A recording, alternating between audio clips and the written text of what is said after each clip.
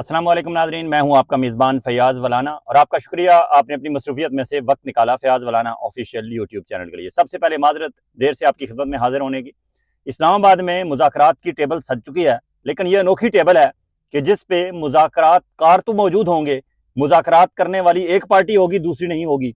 ये मुज़ाकरात किस तरह होंगे, इसकी तफसील आपके सामने रखेंगे। क्या शराइत सामने आई हैं और मुज़ाकरात में डिले अगर हो सकता है तो किन शराइत की वजह से हो सकता है। तैयारे इस वक्त इस्लामाबाद की तरफ रवाना हैं, वाशिंगटन डीसी से भी और तेहरान से भी। वो तफसील और फिर पाकिस्तान के मकबूल तरीन सियासी रहनुमा इमरान खान ने एक बार फिर अपनी विजडम का, अपनी हिकमत का, अपनी सोच का, अपने विजन का और एक स्टेट्समैनशिप का पूरी दुनिया में डंका बजा दिया। आज इमरान खान के साथ जो हैं वो तो इमरान खान को मानते ही हैं। गुज़श्ता कल तक जो उनके सियासी मुखालिफिन थे, आज वो भी इमरान खान की तारीफ करने पर मजबूर हैं और वो ये समझ रहे हैं कि अगर पाकिस्तान की मिलिट्री एस्टेब्लिशमेंट, पाकिस्तान की सिविल एस्टेब्लिशमेंट, पाकिस्तान की अकेडेमिया, पाकिस्तान का मीडिया, ये लोग अगर इमरान खान के विजन से कुछ रहनुमाई लेते तो शायद आज पाकिस्तान जहां मौजूद है इंटरनेशनली इससे बहुत आगे, बहुत पहले होता। लेकिन शायद देर आए दुरुस्त आए, अब भी कुछ कुछ हमारी हुकूमतों को समझ आ रही है और अब इमरान खान से वो मामलात बेहतर भी करना चाहते हैं। बैक एंड पे मुज़ाकरात भी इमरान खान के साथ चल रहे हैं और यही वजह बताई जाती है कि इमरान खान ने अपनी पार्टी को एहतजाजी तहरीक रोकने का कहा है। अगर बैक एंड मुज़ाकरात के नतीजे में कहा है तो फिर भी इमरान खान को सलाम, और अगर इमरान खान ने बैक एंड पे मुज़ाकरात न होने के बावजूद, अपनी पार्टी को दीवार के साथ लगाए जाने के बावजूद इस वक्त कौमी जरूरत महसूस करते हुए अपोजिशन पार्टी को, अपनी पार्टी को एहतजाज से रोका है, तो फिर भी इमरान खान को सलाम कि इतनी सख्तियां सहने के बावजूद आज भी वो पाकिस्तान को, पाकिस्तान की कौमी अहमियत को, पाकिस्तान की कौमी वकार को अपनी पहली तरजीह समझते हैं। और अब बात करते हैं इस्लामाबाद मुज़ाकरात की। इस्लामाबाद के मुज़ाकरात जिस तरह के अमेरिका के वाइट हाउस की तर्जमान थी कैरोलिन लेविट, उन्होंने 2 रोज़ पहले बता दिया था कि सैटरडे की मॉर्निंग को इस्लामाबाद में शुरू होंगे। हमारा मीडिया, पाकिस्तान का हो, इंडिया का हो, दुनिया भर का मीडिया, वो तो वावेला बहुत देर से मचा रहे थे और शायद वो ये तवक्को कर रहे थे कि जुम्मे की शाम सारा कुछ इस्लामाबाद में सज जाएगा। इस्लामाबाद सज गया। हालांकि हमारे सीडीए वाले और इस्लामाबाद की कैपिटल टेरिटरी के जो हमारी आईसीटी इस्लामाबाद कैपिटल टेरिटरी के मुंतज़मीन हैं, फॉरेन ऑफिस है, हमारी ये मैंडेट जो हुकूमत है और इनके कारिंदे हैं, उन्हें समझ नहीं आ रही कि इतना बड़ा इवेंट हमारे सर पर आन पड़ा है, तो हमने इस्लामाबाद को सजाना किस तरह, हमने किस तरह इस्लामाबाद को दुनिया के सामने प्रेजेंट करना है, क्योंकि इस वक्त पूरी दुनिया का नजरें इस्लामाबाद पे हैं। आप जितना बेहतर अंदाज में पाकिस्तान को दुनिया के सामने पेश कर सकेंगे, उसके बहुत दूर असरात होंगे। और सबसे पहली बात कि इन डेलीगेशन को रिसीव कैसे किया जाता है, उन्हें रखा कहाँ जाता है, उनको किस इज्जत एहतराम से, जिसके वो दोनों मुस्तहिक हैं। क्योंकि ईरान भी अपनी जगह, अब न्यूयॉर्क टाइम वाले इस तरह की तस्वीरें शाया कर रहे हैं कि दुनिया में इस वक्त सिर्फ चार इस वक्त आलमी ताकतें हैं। और जो तस्वीर न्यूयॉर्क टाइम ने लगाई है उसमें उन्होंने कहा है कि एक डोनाल्ड ट्रंप अमेरिका, दूसरा चाइना के सदर, रशिया के प्रेसिडेंट और चौथे मुजतबा खामनाई जो सुप्रीम कमांडर हैं ईरान के, कि दुनिया में इस वक्त सिर्फ 4 ताकतें हैं, इंटरनेशनल आलमी ताकतें। मतलब ईरान ने भी अपने आप को एक आलमी ताकत के तौर पर मनवा लिया। अब अगर दुनिया की 4 बड़ी ताकतों में से 2 बड़ी ताकतों के नुमाइंदे इस्लामाबाद में मुज़ाकरात आकर कर रहे हैं और चाइना और रशिया बैक एंड पे गारंटर भी बताए जाते हैं, तो मतलब पूरी दुनिया की आलमी ताकतें इस वक्त इस्लामाबाद की तरफ पहुंच रही हैं, वहां बैठेंगी, बातचीत होगी, नहीं पहुंचेंगे उनके नुमाइंदे होंगे, एक एक लम्हा नोट किया जाएगा और पूरी दुनिया में रिपोर्ट होगा।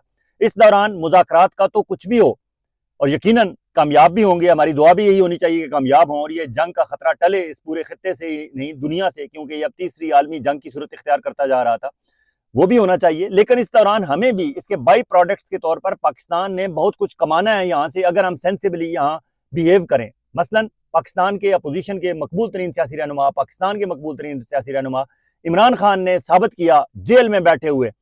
2 दिसंबर के बाद उनकी मुलाकातें बंद थी, 4 महीने के वक्फे के बाद उनके वकील से उनकी मुलाकात कराई गई, लेकिन इमरान खान के माथे पे एक शिकन तक नहीं आई। वो गुस्से में नहीं थे, वो इंतकाम के जज्बे से भरे हुए नहीं थे। उन्होंने कौमी वकार को तरजीह देते हुए कहा कि तमाम अपोजिशन अपनी एक्टिविटीज बंद कर दे, अपोजिशन के एहतजाज अपनी पाकिस्तान तहरीक इंसाफ को, जिन्होंने अनाउंस किया होता और पहले से अनाउंस किया होता इस्लामाबाद रावलपिंडी में जलसा 9 अप्रैल का, वो भी, और केपीके में जो उनकी एक्टिविटीज थी वो भी सारी इमरान खान ने रुकवा दी। अगर जेल में बैठा हुआ बंदा जिसे आपने दीवार के साथ लगाया हुआ है और उसके साथ कोई ऐसा जुल्म नहीं बचा जो पाकिस्तान की हिस्ट्री में गुज़श्ता सियासी रहनुमाओं से या हुकूमतें अपनी अपोजिशन के लोगों के साथ, अपने मुखालिफिन के साथ रवा नहीं रखी, वो सारे तजर्बे इमरान खान एक शख्स पर बार बार दोबारा किए जा रहे हैं। लेकिन उसने गुस्से को साइड पे रखा, कौमी वकार को तरजीह दी। इसी तरह हमारे पाकिस्तान के मीडिया को, पाकिस्तान के एकेडेमिया को, पाकिस्तान के मीडिया चैनल्स को, पाकिस्तान के अखबारात को, पाकिस्तान के आम लोगों को, पाकिस्तान के लॉ इन्फोर्समेंट एजेंसीज को, हुकूमत में बैठे हुए लोगों को इस बात का एहसास होना चाहिए कि इस वक्त दुनिया की नज़रें हम पे हैं। हमारे उठने बैठने से, हमारे बातचीत करने से, हमारे लोगों के ताल्लुकात के हवाले से, हमारा कल्चरल एक आउटफिट है वो, और हमारे जो आलमी तनाज़र में हमारी एक अहमियत है। और फिर इस दौरान यकीनन कोई कारोबारी लोग भी देखेंगे, पाकिस्तान के बारे में रिसर्च करेंगे, पाकिस्तान के स्टॉक एक्सचेंज को देखेंगे, पाकिस्तान की इकोनॉमी को देखेंगे और अपॉर्चुनिटीज़ देखेंगे। इस सारी सूरत हाल में हमें चाहिए कि हम एक बेहतर, एक तहजीब याफ्ता, एक सिविलाइज्ड कौम के तौर पर दुनिया के सामने अपने आप को पेश करें। इस दौरान हम ऐसे तमाशे दुनिया को ना दिखाएं कि जिससे ये लगे कि ये कौम एक संजीदा कौम ही नहीं है। जो काम अब तक हमने किया ये बहुत बड़ा काम है, ये पाकिस्तान की किस्मत समझें, लक समझें कि शहबाज शरीफ जैसा बुखलाया हुआ हमारा वज़ीर आज़म है, लेकिन हालात का खूबसूरती देखें कि हालात ने घेर घार के हमें स्टेज पे हमें ले आया है और हमें दुनिया के सामने पेश कर दिया है। अब सिर्फ हमारी जिम्मेदारी है कि हम ये 2-3 दिन अगले जो हैं उन्हें खैर खैरियत से इन मुज़ाकरात के अमल से गुजर जाएं और पाकिस्तान का पहले से ज़्यादा बेहतर इमेज दुनिया के सामने पेश कर सकें। फॉरेन ऑफिस वालों ने जो इस्लामाबाद में इस वक्त तक जो पाकिस्तान के फ्लैग्स लगाए हैं उनके बारे में बताया जाता है कि वो इस्त्री तक नहीं हुए। फॉरेन ऑफिस वालों को कितना सी देर लगती है, इस्लामाबाद में किसी ड्राई क्लीनर्स वाले को ही भेज देते, आधे घंटे में वो आपको तमाम फ्लैग्स 1 घंटे में आपको प्रेस करके दे देते, आप उन्हें प्रॉपर तरीके से लगाते। अब डेलीगेशन आ रहे हैं इस्लामाबाद में, आपके पास सिंध हाउस है, KPK हाउस है, पंजाब हाउस है, कश्मीर हाउस है, आज़ाद कश्मीर हाउस है, गिलगित बल्तिस्तान हाउस है, इतना कुछ है आपके इस्लामाबाद में। आप वो सारे बुक कर लें, इंटरनेशनल मीडिया को उनके फैसिलिटेट करें, उन्हें उनके दरमियान, उनके रास्तों में, जहाँ उन्होंने अगर कन्वेंशन सेंटर में इज्तिमा हो रहा है तो वहाँ सरीना होटल, मैरियट होटल और पंजाब हाउस, सिंध हाउस, जहाँ उन्हें ठहराएंगे आप, वहाँ दरमियान में रुकावटें कहीं खड़ी नहीं होनी चाहिए। उन्हें फौरी तौर पर तमाम सहूलतें दें जो इंटरनेशनल मीडिया के शायान शान होती है। हमारा अपना मीडिया पूरी दुनिया में बाहर जाता रहता है, मैं खुद जाता रहा हूँ प्राइम मिनिस्टर के साथ, जब बेनज़ीर प्राइम मिनिस्टर थी, नवाज शरीफ थे, इनके साथ हम इंटरॉज पे इंटरनेशनल जाते रहे। UN में मैंने नवाज शरीफ के साथ जाकर कवरेज की। वहाँ मीडिया को फैसिलिटेट किया जाता है, इस हद तक फैसिलिटेट किया जाता है जिस हद तक कोई हुकूमतें कर सकती है। हमारा एक हॉस्पिटैलिटी के हवाले से पाकिस्तान का एक बेहतर इमेज दुनिया के सामने, एक बेहतर चेहरा पहले से मौजूद है कि पाकिस्तान इंतहाई हॉस्पिटेबल कौम है, पाकिस्तानी लोग इंतहाई मेज़बान हैं और अपने मेहमानों के आगे बिच बिच जाते हैं, अपने मेहमान की बहुत इज्जत करते हैं। हमने इसमें मजीद इजाफा करना है, इसे आगे बढ़ाना है। हमारी तरफ से कोई ऐसा काम नहीं होना चाहिए जिससे ये लगे कि पाकिस्तान के बारे में सुना कुछ और था, एक्चुअली ये कुछ और है। बल्कि जो लोगों ने सुना हुआ है पाकिस्तान के बारे में पॉजिटिव, उससे ज्यादा बढ़ के हमें लोगों के सामने पॉजिटिवली पेश होना है। और हमारे मीडिया को, दोस्तों को भी चाहिए कि अपोजिशन की चीजों को आप तारीफ करें, इमरान खान की पार्टी की, इमरान खान की स्ट्रगल की, इमरान खान के लोगों की, लेकिन आप कभी भी इमरान खान को और इस हुकूमत को इस मौके पे आमने सामने लाकर खड़ा करने की कोशिश ना करें। ख्वाजा आसिफ साहब ने जो किया उस पर मैं बाद में बात करता हूं, पहले वापस आते हैं कि इस्लामाबाद में मुज़ाकरात के हवाले से क्या कुछ हो रहा है। JD वेंस वाशिंगटन DC से चल पड़े हैं, सुना है जर्मनी में उनका स्टॉप ओवर है। जर्मनी में स्टॉप ओवर के बाद वो कल सुबह, जब सैटरडे, जिस वक्त आप ये व्लॉग देख रहे होंगे शायद उस वक्त ये आपके पास सारी मालूमात पहुंच जाएंगी, JD वेंस इस्लामाबाद पहुंचेंगे और इस्लामाबाद उनका एडवांस पार्टी पहले पहुंच चुकी है। उनकी अपने जो गाड़ियां उन्होंने इस्तेमाल करनी है वो ज़ाहिर है बम प्रूफ से भी आगे की कुछ होती हैं, इंतहाई। अमेरिका का हेड ऑफ द स्टेट हो या उनके vice head of the state हो या उन भी कोई भी उनका इंपॉर्टेंट सेक्रेटरी खारजा तक जब जाता है तो वो अपनी गाड़ियां, अपना असला, अपनी सिक्योरिटी, अपना स्टाफ सब कुछ अपना लेके जाते हैं। और अब JD वेंस जिस काफिले में आएंगे वहां बताया जाता है कि 2 से 3 जहाज होंगे उनके, और पता नहीं होगा कि कौन से जहाज में JD वेंस बैठे हुए हैं। और इस्लामाबाद जब नूर खान एयरबेस पे जब वो पहुंचेंगे तो वहां से फिर उन्हें जिन गाड़ियों में लेके जाया जाएगा वो गाड़ियों का एक काफिला होगा, जो अमेरिका से आई हैं सारी गाड़ियां, और नहीं पता होगा कि कौन सी गाड़ी में JD वेंस है। और इस्लामाबाद में जब वो पहुंचेंगे तो मुज़ाकरात के हवाले से ईरान का वफ्द वहां से चल पड़ा है। बताया जाता है कि ईरानी पार्लियामेंट के स्पीकर कालिबाफ वो हैं और ईरान के वजीर खारजा अब्बास अरागची के बारे में बताया जाता है, और कुछ उनके और ऑफिशियल्स हैं वजारत खारजा के, और उनके IRGC के लोग हैं, उनके इंटेलिजेंस के लोग हैं। पूरा एक काफिला ईरान से भी आ रहा है। वो तो हमारे ब्रदर हमसाया नेक्स्ट डोर नेबर हैं, वो तो चंद घंटों के अंदर पहुंच जाएंगे। लेकिन इस्लामाबाद पहुंचने के बाद वो कहाँ उन्हें ठहराया जाएगा उसके इंतजाम को आखिरी शक्ल दी जा रही है। लेकिन ईरान वालों ने कहा है कि हमारी 2 शरायतें हैं। बेसिकली वो कहते हैं कि मुज़ाकरात में जाने से पहले 3 शराइत थी। 3 शराइत में से 2 क्या थी? एक ये ईरान की तरफ की कि ईरान के जो एसेट्स गैर ज़रूरी तौर पर फ्रीज किए हुए हैं अमेरिका ने और इंटरनेशनल कुव्वतों ने, वो फ्रीज किए जाएंगे। और इनकी इब्तदाई इनकी ख्वाहिश ये है कि साउथ कोरिया ने कतर के बैंकों में जो ईरान के एसेट्स $7 बिलियन बताए जाते हैं कि वो फौरी तौर पर रिलीज किए जाएं, कि जब तक आप एसेट्स रिलीज नहीं करेंगे हम मुज़ाकरात की टेबल पर नहीं बैठेंगे। पहली शर्त तो ये थी, ये रिलीज करने पड़ेंगे अमेरिका को और इंटरनेशनल कुव्वतों को। दूसरा मुतालबा उनका ये था कि लबनान समेत जहां जहां इस वक्त इसराइल और अमेरिका बमबारी कर रहे हैं वहां मुकम्मल जंगबंदी होगी तो हम मुज़ाकरात की टेबल पर बैठेंगे। और अब जिस तरह शहबाज शरीफ ने भी ट्वीट करके क्लियर कर दिया, इंटरनेशनल मीडिया भी ये बात क्लियर कर रहा है कि लबनान मुआहदे में शामिल था, लबनान में जंगबंदी शामिल थी। लेकिन इसराइल के प्राइम मिनिस्टर नेतन्याहू और उनकी शरारती कैबिनेट ने गुज़श्ता 2 रोज से जो लबनान में तबाही मचाई हुई है, और अब तो उन्होंने हॉस्पिटल्स तक, हत्ता कि एम्बुलेंस तक नहीं छोड़ी, एम्बुलेंस पे भी टारगेट करके उन्होंने मिसाइल फेंके हैं। दुनिया का इतना गंदा तरीन एक्शन किसी और हुक्मरान से, किसी और हुकूमत से आप तवक्को नहीं कर सकते, जो कुछ इसराइल वाले कर रहे हैं। अब लबनान पे जंगबंदी अमेरिका को इसराइल से करवानी पड़ेगी, तब मुज़ाकरात शुरू होंगे, और ये उम्मीद है कि सैटरडे की सुबह तक ये काम हो जाएगा। एसेट्स भी रिलीज करने पड़ेंगे इन्हें, और लबनान पे जंगबंदी भी मुकम्मल करनी पड़ेगी, तब ईरानी मुज़ाकरातकार मुज़ाकरात में शामिल होंगे। इस्लामाबाद में पहुंचने के बावजूद वो इनकार कर सकते हैं। 2 शर्तें ये। तीसरी शर्त उनकी ये थी, इसमें तय हुई थी, जो अमेरिका की साइड की शर्त थी, कि ईरान अपनाए हुर्मुज़ को खोल दे। अगर अपनाए हुर्मुज़ को ईरान खोल देता है तो फिर मुज़ाकरात शुरू होंगे। और गुज़श्ता 24 घंटे के दौरान सिर्फ एक जहाज उन्होंने गुजरने दिया ईरान वालों ने, क्योंकि उन्होंने कहा है कि आपने जंगबंदी के मुआहदे की पासदारी नहीं की, तो फिर हम भी पाबंद नहीं है इस पे कि हम भी इसकी मुआहदे की पासदारी करें। इसलिए उन्होंने अपनाए हुर्मुज़ को अभी तक बंद किया हुआ है। अगर कल सुबह सैटरडे तक ईरान के एसेट्स $7 बिलियन इब्तदाई तौर पर जो जिनकी निशानदेही की गई है वो रिलीज नहीं किए जाएंगे, तो ईरानी मुज़ाकरातकार मुज़ाकरात में शामिल नहीं होंगे। और दूसरा, लबनान पे मुकम्मल जंगबंदी नहीं होगी तो वो शामिल नहीं होंगे। और अगर ये दोनों काम हो गए तो ईरान अपनाए हुर्मुज़ को भी खोल देगा इन 15 दिनों के लिए जो मुज़ाकरात के लिए तय किए गए हैं। तो ये तो काम होगा, कल सुबह होगा, और ये होगा आखिरी वक्त पे, क्योंकि ये नहीं हो सकता कि अमेरिका का वाइस प्रेसिडेंट इस्लामाबाद आकर बैठा हो, और ईरान की पार्लियामेंट का स्पीकर और उनका वज़ीर ख़ारिजा इस्लामाबाद आकर बैठा हो, और इसराइल का वज़ीर-ए-आज़म नेतन्याहू अपनी मनमानी करता फिरे। या एसेट्स के हवाले से $7 billion is not a big amount, कि उसकी वजह से ये इतना बड़ा इवेंट जो है रुका रहे। इसलिए ये काम तो हो जाएंगे। और ईरान वाले तो कहते हैं कि हम तो पहले ही अपने हुर्मुज़ को खोलने के लिए तैयार हैं, हमने तो खोल दिया था, इसे बंद दोबारा इसलिए किया है क्योंकि आपने खिलाफवर्जी की है। और दूसरी शर्त ईरान वालों ने ये कही है कि हम जिन लोगों ने हमारे हज़ारों लोग मार दिए, नाजायज़ नाहक मार दिए हम पर हमला करके, हम उनके साथ फोटोशूट नहीं कर सकते, उनके साथ मुस्कुराहटों का तबादला नहीं कर सकते, उनके साथ शेक हैंड नहीं कर सकते। ईरान वालों ने यह तजवीज़ किया है कि एक कमरे में हम बैठे होंगे, वहाँ हमारे साथ मुज़ाकरातकार और सालिस बैठे होंगे, चाहे पाकिस्तान हो, तुर्किया हो, मिस्र हो या चाइना हो, वो बैठे होंगे, हमारे साथ बातचीत होगी, वो नुकात वो लेकर हमसे दूसरे कमरे में अमेरिका के मुज़ाकरातकार बैठे होंगे, उनके साथ जाकर टेबल पर रखेंगे, उनसे बात करेंगे, वहाँ से फिर पॉइंट्स लेके वापस हमारे कमरे में आएंगे, और फिर यहाँ से लेके जो भी उसमें मजीद हम उनको फनल डाउन करेंगे, फिर वो उस कमरे में जाएंगे। मतलब ईरान और अमेरिका एक टेबल पर नहीं होंगे, एक कमरे में नहीं होंगे। ये इब्तदाई शक्ल बन रही है इन मुज़ाकरात की, और वो ईरान वाले ये कहने में हक बजानिब है अपने तौर पर, क्योंकि वो कहते हैं इन्होंने हमारे हज़ारों लोग मार दिए, हम कैसे उनके साथ शेक हैंड करें, हम कैसे उनके साथ फोटो शूट बनाएं, और अगर उनके साथ हम फोटो आपके लिए चले जाएं कि चलें ये तस्वीर बन रही है, वो कहते हैं हमारे लिए जेडी वांस इंपॉर्टेंट आदमी होगा, अमेरिका का वाइस प्रेसिडेंट होगा, लेकिन उसके साथ खड़े होकर तस्वीर बनाना हमारे लिए कोई इतनी फ़ख्र की बात नहीं है। दुनिया में और हुक्मरानों के लिए होगी, लेकिन हमारे लिए नहीं है। हम तो अपने मामलात तय करने आए हैं, मसाइल हल करने आए हैं, और जंगबंदी के लिए आए हैं, जंगबंदी की शराइत तय करने के लिए आए हैं। हमें कोई शौक नहीं है उनके साथ तस्वीर बनवाने की। मे भी मुआहिदा हो जाए तो एट द एंड कोई फोटोशूट भी हो जाए, तस्वीर भी हो जाए, शेक हैंड भी हो जाए। अगर खैर खैरियत से ये सारे मुज़ाकरात अपने हतमी नतीजे तक जो मतलूबा नताइज हैं, मुस्बत नताइज मिल गए, तो फिर शायद फोटो आप भी हो जाए और सारा कुछ हो जाए। लेकिन इब्तदाई तौर पर ये 2 अलग कमरों में बैठे होंगे, ये अब तक की शक्ल है।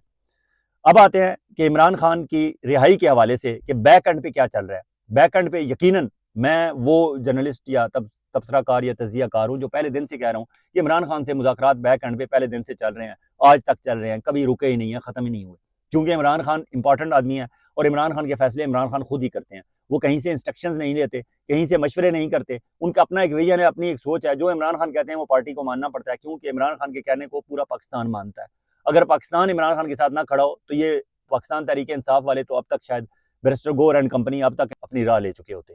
इसलिए इमरान खान पाकिस्तान के अवाम के साथ है, पाकिस्तान के अवाम इमरान खान के साथ हैं, फैसले वो खुद ही करते हैं, और इसलिए उनके साथ ही मुज़ाकरात होते हैं, उनके साथ ही बातें होती हैं। कुछ बातें मंजर पर आती हैं, कुछ नहीं आती। और इमरान खान ने शुरू में बातें करनी शुरू कर दी थी। अब इमरान खान भी इतने मेच्योर हो चुके हैं कि उनके साथ आप घंटों डिस्कशन कर लें, वो एक लफ्ज़ तक बाहर नहीं आकर बताएंगे, या अपने लोगों को जो उनसे मिलने वाले होंगे उन्हें नहीं बताएंगे। वो अपने तौर पर तजिया करते हैं, अपने तौर पर फैसले करते हैं। और अब उन्होंने आखिरी इतलात ये है कि उन्होंने बैरिस्टर सलमान सफदर के जरिए ये मैसेज भेजा है कि सोहेल खान अफरीदी के पास फैसले करने का इख्तियार नहीं है। बड़े फैसले अल्लामा नासिर अब्बास जो सेनेट में अपोजिशन लीडर हैं और कौमी असम्बली में अपोजिशन लीडर महमूद जगज़ई हैं, बड़े फैसले उन्होंने करने हैं। बाकी पाकिस्तान तहरीक इंसाफ के हवाले से निचली सतह के जो फैसले हैं वो पीटीआई के लोग कर सकते हैं। और इतलात ये है कि अब आने वाले दिनों में शायद पाकिस्तान तहरीक इंसाफ की जो इस वक्त दस्तयाब की आदत है, पार्लिमानी कमेटी है, सियासी कमेटी है, उनके दीगर जो पार्लिमानी लीडर हैं, अहम ओहदों पे बड़ी तब्दीलियां मुतवक्को हैं, और इमरान खान बहुत सारी उथल पुथल करेंगे, बहुत सारी चेंजेस लाएंगे अपनी पार्टी के अंदर। लेकिन इमरान खान को सलाम कि उनका स्टांस आज भी इंतहाई काबिल एतबार, इंतहाई काबिल एहतराम, इंतहाई काबिल इज़्ज़त है और उनको इज़्ज़त और एहतराम की निगाह से देखा जाता है। मैं आपके सामने एक छोटा सा क्लिप सामने रखना चाहता हूँ। मुस्तफ़ा नवाज़ खोखर कभी पीटीआई में नहीं रहे, अब वो तहरीक तहफ़्फ़ुज़ आईन पाकिस्तान में वाइस प्रेसिडेंट के ओहदे पे हैं, लेकिन उभरते हुए नौजवान लीडर हैं और उनका सियासी मुस्तकबिल मेरे ख्याल में इंतहाई रोशन है। वो क्या कह रहे हैं इमरान खान के हवाले से ज़रा सुनिए। 8 फरवरी को हमारे सारे तज्जिए, सारे एनालिसिस, सिर्फ मेरे नहीं बाकी और पाकिस्तान के बड़े बड़े जो फन खान तज्जिया निगार है, पाकिस्तान की आवाम ने 8 फरवरी को हम सबके तज्जियों को जमीन पोस्ट कर दी। टमाटरों बैंगनों पे मोहरें लगा लगा के ढूंढ के मोहरें लगाई। 8 फरवरी से पहले मेरा भी ये ख्याल था, बहुत से लोगों का ये ख्याल था कि एक जमात के सरबराह को जेल में डाल दिया गया, उनकी जमात का निशान उनसे ले लिया गया, उनको बहुत से लोग छोड़ के चले गए हैं, हर हल्के के अंदर उनके नए कैंडिडेट्स हैं और वो भी कैंपेन नहीं कर पा रहे कोई जलसा नहीं है, कोई जुलूस नहीं है। और इस सूरत हाल में क्या होगा? कितना कर लेगी पार्टी, कितना कर लेगी, लेकिन 8 तारीख को लोगों ने कहा बताते हैं तुम्हें हम। तो 8 तारीख के बाद फिर हम इकट्ठे बैठे, शाहिद भाई और शेफ्ता और जो दोस्त थे हमारे, और हमारा मशवरा यही था कि अभी थोड़ी देर इंतजार करना चाहिए।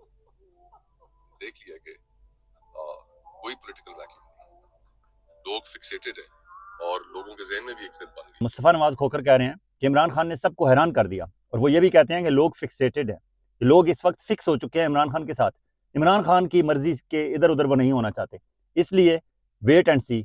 और वो अपनी पार्टी लॉन्च करने के बावजूद शायद खाकान अब्बासी उसे प्रैक्टिकली उस तरह वैक्यूम स्पेस नहीं ले सके, क्योंकि उन्होंने कहा कि इस वक्त स्पेस मौजूद ही नहीं है।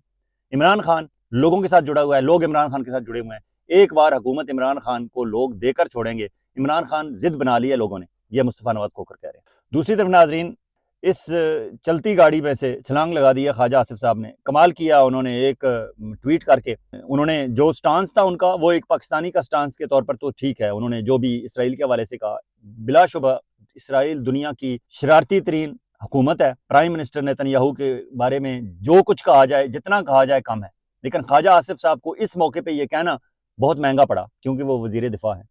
उन्हें थोड़ा सा अपना जिम्मेदारी का भी एहसास होना चाहिए था कि उन्हें इस मौके पे ये मौकफ इस तरह इन अल्फाज के साथ बयान नहीं करना चाहिए था, लेकिन अगर कर दिया था तो उसका एग्जिट का भी एक तरीका था। बहुत खूबसूरती से वो इस चीज़ को पाकिस्तान की फेवर में भी इस्तेमाल कर सकते थे। अब आप हैरान होंगे कि कैसे जब एक वजीर दफा, एक मुल्क का वजीर दफा सीधी सीधी गालियां दे रहा है इसराइल को, और बजा तौर पर पाकिस्तानियों के मौकफ के मुताबिक सही दे रहा है, क्योंकि इसराइल ने दुनिया में जितनी तबाही मचाई हुई है ये बहुत कम है जो ख्वाजा आसिफ ने कहा, इससे ज्यादा कहा जा सकता है, लेकिन बतौर वजीर दिफा वो कह सकते थे या नहीं कह सकते थे, सारा एतराज इसी पे है। अब उन्होंने कह दिया, और उनके बारे में जिस तरह डॉक्टर शहबाज गिल कहते हैं कि वो शाम को मशरूब मगरब बहुत ज्यादा पी लेते हैं, और मशरूब मगरब के इन्फ्लुएंस में आने के बाद वो इस तरह के ट्वीट करते हैं। और ये पहली बार नहीं, वो अक्सर लेट नाइट, और इससे पहले भी उन्होंने ट्वीट किए हैं वो इसी तरह के किए हैं, और बाद उन्हें डिलीट भी करने पड़े हैं। अब इसके हवाले से उनके ट्वीट पे रिएक्शन क्या आया? रिएक्शन बहुत आला सतह पे आया। प्राइम मिनिस्टर इसराइल के प्राइम मिनिस्टर के ऑफिस से आया रिएक्शन। उन्होंने कहा है, Pakistan defence minister's call for Israel's annihilation is outrageous, this is not a statement that can be tolerated from any government, specially not from one that claims to be a neutral arbitrator for peace. वो कहते हैं कि पाकिस्तान तो एक neutral सालिस का किरदार अदा करने का दावा कर रहा है और कर भी रहा है, तो उनके वजीर दिफा की तरफ से ऐसा बयान काबिल कबूल नहीं। ये इसराइल की तरफ से जब कहा गया तो फिर बताया जाता है, डॉक्टर शहबाज गिल और कंपनी जिस तरह रिपोर्ट कर रहे हैं कि बाकायदा पाकिस्तान के GSU की तरफ से, पाकिस्तान की मिलिट्री एस्टैब्लिशमेंट की तरफ से ख्वाजा आसिफ साहब को बाकायदा तलब किया गया और उन्हें कहा गया कि हजूर ये डिलीट आप करें, वापस ट्वीट डिलीट करें, क्योंकि आपको ये जेब नहीं देता, आपने जो कुछ किया आपने सारे माहौल को, सारे मामले को ख़राब करने में अपना हिस्सा डाल दिया, हमारे लिए ये काबिल कबूल नहीं। हम अमेरिका को, ईरान को टेबल पर लेकर आ रहे हैं, इंटरनेशनली पाकिस्तान का एक पॉजिटिव इमेज सामने आ रहा है, और आप इस मौके पर ये काम कर रहे हैं। हालांकि पाकिस्तान का तो इसराइल के साथ ना ताल्लुकात हैं, ना हमारे सफारती ताल्लुकात हैं, ना हमने उन्हें तस्लीम किया है, और पाकिस्तान इसराइल को दावत भी नहीं दे रहा, इसराइल इस मुज़ाकरात में आ भी नहीं रहा। लेकिन चूंकि हमारी मैंडेट और हुकूमत अमेरिका से इतने डरते हैं कि उन्होंने अपने वजीर दिफा को तलब करके उससे माफ़ी मंगवाने की बजाय ट्वीट डिलीट कर दिया। अब ख्वाजा साहब की पूरे पाकिस्तान में मजाक बना हुआ है। उससे पहले ख्वाजा साहब ने जब ये ट्वीट किया था तो बल्ले बल्ले हो गई उनकी एक दफ़ा, तक कि हमारे साबिक वज़ीर-ए-आज़म शायद खाकान अब्बासी ने ख्वाजा आसिफ के साथ इत्तफाक करते हुए कहा कि ख्वाजा आसिफ साहब बिल्कुल सही कह रहे हैं, इसराइल के साथ ऐसा ही सलूक होना चाहिए, क्योंकि इसराइल ने पूरी दुनिया में तबाही मचाई हुई है और नाहक नाजायज़ ज़्यादतियों पे ज़्यादतियाँ किए जा रहे हैं। शायद खाकान अब्बासी कह सकते हैं क्योंकि वो हुकूमत में नहीं है, लेकिन ख्वाजा आसिफ साहब वज़ीर दिफा हैं, उन्होंने ये कह दिया था। तो अब बात करते हैं कि वो इसे एग्जिट, उनके लिए बेहतरीन एग्जिट, खूबसूरत एग्जिट क्या था। उन्हें चाहिए था कि जब उनके इस ट्वीट पे एतराज़ किया गया तो वो अपने ओहदे से इस्तीफ़ा दे देते, इस्तीफ़ा दे के घर जाते, कहते कि ये मेरा ज़ाती मौक़िफ़ था, ये हुकूमत पाकिस्तान का मौक़िफ़ नहीं, ये मेरा ज़ाती मौक़िफ़ है, मैं वजारत छोड़ रहा हूँ, मैं घर जा रहा हूँ। और हमारी ये मैंडेट जो हुकूमत और उनके सरपरस्त कहते, अमेरिका को, इसराइल को, आलमी ताकतों को कहते कि देख लें हमारे यहाँ पाकिस्तान के पब्लिक का स्टांस क्या है, कितना प्रेशर है पाकिस्तान पे, पाकिस्तान की हुकूमत पे, अवाम का और हमारे लोगों का। हत्ता कि हमारा वज़ीर दिफा इस मामले पे रिज़ाइन करके घर चला गया है। इसके बावजूद हम मुज़ाकरात का इनेकाद कर रहे हैं, हम सालिस का किरदार अदा कर रहे हैं, हम सहूलतकार का, राब्ताकार का, मुज़ाकरातकार का किरदार अदा कर रहे हैं, हम अमन चाहते हैं, हमारा प्रेशर है। देखिए हमारा वज़ीर दिफा रिज़ाइन कर गया, उसे अपने हक में इस्तेमाल करते। हफ्ता 10 दिन महीने बाद दोबारा ख्वाजा साहब आ जाते, वजीर बन जाते, किसी और एनर्जी के बन जाते, वाटर एंड पावर का पहले भी रहे हैं उसके बन जाते, निजकारी के बन जाते, कोई और इन्हें वजारत दे देते, दिफा में ना जाते या दिफा में भी चले जाते फिर भी कोई अर्ज नहीं था, लेकिन इस चीज को पॉजिटिवली अपने हक में इस्तेमाल करते। अब उनका मजाक बना हुआ है, लोग ख्वाजा साहब को कह रहे हैं कोई शर्म होती है, कोई हया होती है, आपने ट्वीट किया था तो फिर भागे क्यों, ट्वीट डिलीट क्यों किया। और लोग एआई से पूछ रहे हैं कि ये ट्वीट ख्वाजा साहब ने खुद डिलीट किया है या ट्विटर वालों ने, एक्स वालों ने डिलीट किया है। हिस्ट्री ये बताती है कि ख्वाजा साहब ने खुद डिलीट किया। चले वहां से तो आपने डिलीट किया, आपने फेसबुक से भी डिलीट कर दिया, आपने इंस्टा से भी डिलीट कर दिया, जहां जहां सोशल मीडिया पे ख्वाजा साहब का ये बयान चला, ख्वाजा साहब ने वहां से डिलीट करवा दिया। ख्वाजा साहब आपको पहले ये ट्वीट करना नहीं चाहिए था बतौर वजीर दिफा, हाँ आपने करना था तो इस्तीफा देते, उसके बाद आप अपनी बात करते और डट कर करते, बार बार करते, प्रेस कॉन्फ्रेंसें करते, पूरा पाकिस्तानी अवाम का मौकफ बयान करते, आप पाकिस्तान की अवाम के हीरो बन जाते। लेकिन आपने ट्वीट किया, चंद मिनट चंद घंटे आपने बले बले कराई, उसके बाद आप जो है किसी बिल में जाकर छुप गए। और फिर डॉक्टर शहबाज गिल जैसों को मौका मिल गया कि चूहा अगर शराब के ड्रम में गिर भी जाए और शराब घटाघट चढ़ा भी ले तो वो चूहा ही रहता है, वो हाथी नहीं बनता। अब डॉक्टर शहबाज गिल को कौन रोके। ख्वाजा साहब आप खुद ही हिम्मत करें, अगर डॉक्टर शहबाज गिल के इस सवाल का जवाब दे सकते हैं तो दें। दूसरी तरफ नाजरीन, पाकिस्तान के सीनियर तजियाकार अंसार अब्बासी साहब ने भी एक कमाल किया है। उन्होंने ट्वीट किया है कि कब्ज़ किसी कैफियत से निकलें, आप हमारे अपने हैं, खुलकर पाकिस्तान की खुशी में शरीक हों। अब इस पे ये अंसार अब्बासी साहब कह रहे हैं कि जो लोग इस्लामाबाद में मुज़ाकरात के हवाले से खुश नहीं हो रहे, ये उनको कह रहे हैं कि आप कब्ज़ किसी कैफियत से निकलें। अब ये अंसार अब्बासी साहब ने ट्वीट तो कर दिया, अब उस पर वजाहत समी, उन्होंने अंसार अब्बासी को याद दहानी कराते हुए कहा कि हजूर इमरान खान के दौरे हुकूमत में आपको शदीद कब्ज़ का मसला था, अपोजिशन के साथ बैठकर अंसार अब्बासी ने OIC की मीटिंग के बाइकाट की थी और उन्होंने उनका वो उस वक्त का 2019 26 फरवरी 2019 का ट्वीट अटैच किया है, जिसमें अंसार अब्बासी साहब कहते हैं, I endorse opposition demand of boycotting the OIC meeting for inviting the aggressors India's foreign minister as guest of honour. कि उस वक्त आप कब्ज़ किसी कैफियत में थे, आपको भूल गए हैं, ये लें आपका पुराना ट्वीट आपकी खिदमत में हाजिर है। तो हमारे दोस्तों को चाहिए कि तबसरा करते हुए, तजिया करते हुए थोड़ा सा इंसाफ और थोड़ा सा अपना माजी का स्टांस भी सामने रख लिया करें। अब ताज़ा तरीन खबर UAE के हवाले से चल रहा है कि UAE से पाकिस्तानियों को बाकायदा टारगेट किया जा रहा है और उन्हें टाइम दे के कि आपके पास 24 घंटे है, आपके पास 3 दिन है, आपके पास 1 हफ्ता है, आप यहाँ से अपना कारोबार, अपना घर, अपना बिजनेस, अपनी गाड़ियाँ बेचें, समेटें, जो कुछ बेच सकते हैं बेचें, नहीं तो छोड़ के चले जाएं, आप हमारा मुल्क छोड़ दें। उन लोगों के बारे में कहा जाता है कि या तो उनका कोई ना कोई ट्वीट सामने आया है, कोई सोशल मीडिया पे उनकी प्रेजेंस ऐसी सामने आई है जिसमें उन्होंने इसराइल को टारगेट किया था, इसराइल पे तनकीद की थी और UAE की गवर्नमेंट को ये पसंद नहीं आई। अब पाकिस्तानी ईरान पे तो तनकीद करने से रहे, पाकिस्तानी इसराइल पे ही तनकीद करेंगे, क्योंकि हमारे ना इसराइल से ताल्लुकात हैं और ना हम इसराइल को हक पे समझते हैं। उस वक्त तक हक पे नहीं समझते जब तक फ़लस्तीनियों का हक खुद इरादियत तस्लीम नहीं कर लिया जाता, बानी पाकिस्तान का कायद-ए-आज़म मोहम्मद अली जिन्नाह के मुताबिक। इसके साथ ही नाज़रीन आपसे इजाज़त चाहूँगा, बहुत जल्द एक और व्लॉग के साथ आपकी खिदमत में हाजिर होंगे। उस वक्त तक आप अपना और अपने गिरदोनवा के लोगों का इसी तरह ख्याल रखिएगा जिस तरह आप चाहते हैं कि आपका ख्याल रखा जाए। अल्लाह हाफ़िज़।